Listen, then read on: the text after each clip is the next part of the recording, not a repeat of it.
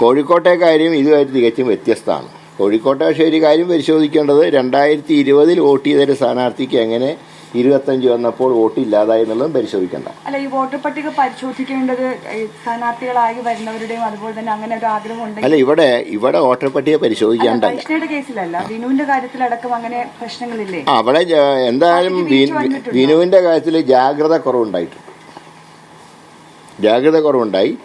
അത് ഭാവിയിൽ ഉണ്ടാവാതെ മറ്റു കാര്യങ്ങളൊക്കെ ശ്രദ്ധിക്കേണ്ടതാണ്. വൈഷ്ണയുടെ കാര്യത്തിൽ മന്ത്രി വി ശിവൻകുട്ടി അടക്കം ഇടപെട്ടിട്ടുണ്ടെന്നാണോ? അതെ, ശിവൻകുട്ടിയുടെ സ്റ്റേറ്റ്മെന്റ് കണ്ടപ്പോഴാണ് എനിക്ക് സംശയം. മേയറെ കുറിച്ച് ഞങ്ങളുടെ പാർട്ടിയിലെ സംഘടന കോർപ്പറേഷനിലെ ഞങ്ങളുടെ യൂണിയൻകാർ പറഞ്ഞിരുന്നു മേയർ ഇങ്ങനെ വന്ന് ചെയ്തതായിട്ട് വാർത്തയുണ്ടെന്ന്. പക്ഷേ ശിവൻകുട്ടിയുടെ ഇന്നത്തെ സ്റ്റേറ്റ്മെന്റ് കണ്ടപ്പോൾ ശിവൻകുട്ടി ഉൾപ്പെടെയുള്ളവർ പുറകിലുണ്ടോന്നുള്ള സംശയം ഞങ്ങൾക്കുണ്ട്. അതായത് ഇക്കാര്യത്തിൽ നല്ല രാഷ്ട്രീയ ഇടപെടൽ ഉണ്ടായി. പക്ഷെ ഞാൻ പറയുന്നത് ഇങ്ങനെ എന്തിനാ ഇങ്ങനത്തെ ഒരു ചീപ്പായിട്ടാണ് കളി കളിക്കുന്നത്? മത്സരിക്കുന്നവർ മത്സരിക്കട്ടെ, ജനം തീരുമാനിക്കട്ടെ. വോട്ടർ പട്ടികയിൽ പേരുള്ള ഒരാൾക്ക് മത്സരിക്കാമല്ലോ.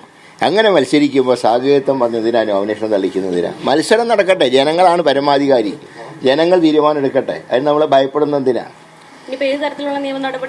ഞങ്ങൾ നിയമ നടപടി ആലോചിക്കുന്നുണ്ട്, വക്കീലുമായിട്ട് ആലോചിച്ച് നിയമ നടപടിയായിട്ട് മുന്നോട്ട് പോകും. ഈ തിരുവനന്തപുരത്ത് ലീഗിന് ഏതെങ്കിലും സീറ്റ് കൊടുക്കാതെ മുൻകൂട്ടി നിശ്ചയിച്ച എല്ലാ സീറ്റും കൊണ്ട് ലീഗിന് കൊടുത്ത 5 സീറ്റിലും ലീഗിന്റെ സ്ഥാനാർത്ഥികൾ തന്നെയാണ് അവരുടെ പാർട്ടി ചിഹ്നത്തിൽ മത്സരിക്കുന്നത്.